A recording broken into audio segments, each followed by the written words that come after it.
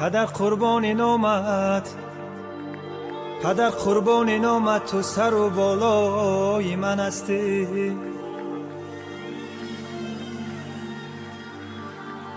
پدر جانم فدایت، پدر جانم فدایت، تو در و دیوار من هستی.